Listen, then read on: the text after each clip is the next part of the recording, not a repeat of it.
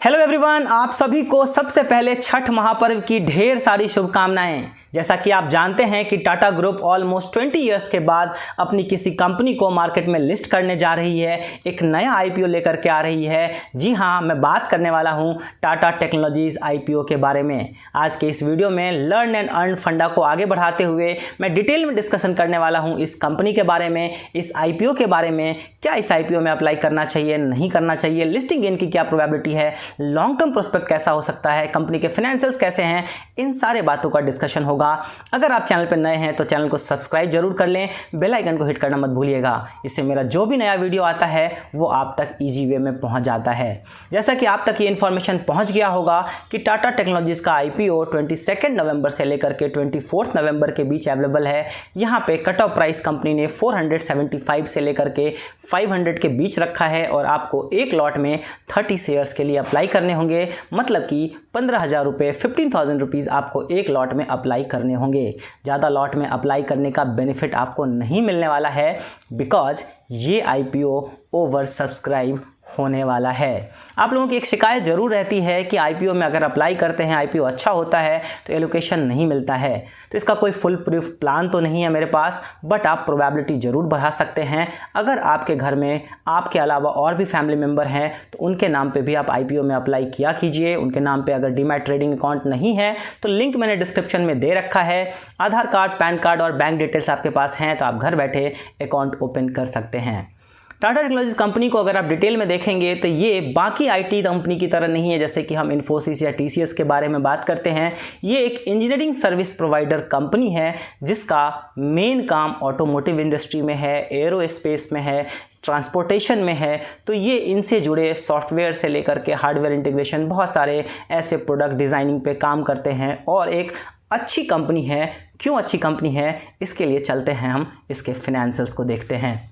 अगर आप फाइनेंशियल्स पे नज़र डालेंगे तो प्रॉफिट आफ्टर टैक्स को ही पहले ध्यान में देख लेते हैं। अगर आप 2021 का डेटा ट्रैक करेंगे तो कंपनी ने ऑलमोस्ट 239 करोड़ का प्रॉफिट रिपोर्ट किया था, जो कि अगले साल 2022 में बढ़ करके हो चुका था 436 करोड़। और उसके अगले साल मतलब कि ये जो मार्च गया है 2023 का, वहाँ पर अगर आप चेक करेंगे तो ये बढ़ करके हो चुका था 624 करोड़। मतलब कि 239 से लेकर के 624 तक का सफ़र 2 साल में काफ़ी इम्प्रेसिव है। अगर आप इसके सरप्लस को भी चेक करेंगे, रिजर्व एंड सरप्लस, वहाँ भी कंपनी का 1897 करोड़ का सरप्लस हुआ करता था 2021 में, जो कि अभी बढ़ करके हो चुका है 2605 करोड़ का। सो एक अच्छा सा फिनेंशियल ग्रोथ, रेवेन्यू में अच्छा ग्रोथ, प्रॉफिट में अच्छा ग्रोथ आपको देखने को मिलेगा। और क्यों ना मिले, बिकॉज इनका जो मेन कंपनी है, जो मेन क्लाइंट है, वो है Tata Motors and Jaguar land rover. ऐसे ये ग्लोबल प्रेजेंस रखती है कंपनी, और भी कंपनीज इसके सर्विस होल्डर्स हैं। सो यहाँ पे कोई प्रॉब्लम नहीं है, बट घर की ही कंपनी काफ़ी अच्छा परफॉर्म कर रही है काफ़ी टाइम से। ये टाटा मोटर्स के शेयर होल्डर से बेहतर और कौन समझ सकते हैं। दूसरी बात आपको ये ध्यान में रखना है कि टाटा मोटर्स टाटा टेक्नोलॉजीज़ की एक प्रोमोटर कंपनी है जो कि आईपीओ से पहले ऑलमोस्ट 66% होल्ड करती है, और इस आईपीओ लिस्टिंग के बाद टाटा मोटर का शेयर ऑलमोस्ट 55% रह जाएगा।